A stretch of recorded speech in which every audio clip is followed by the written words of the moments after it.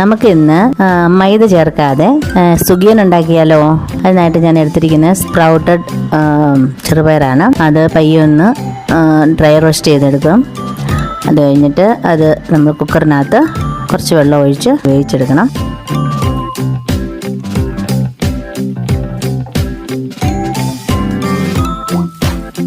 അപ്പം അതിൻ്റെ കൂടെ കുറച്ച് ശർക്കരയും, ഞാൻ പാം ജാഗരിയാണ് എടുത്തിരിക്കുന്നത്, അതും കുറച്ച് തേങ്ങായും കുറച്ച് ഉപ്പും കൂടി ഇട്ടു.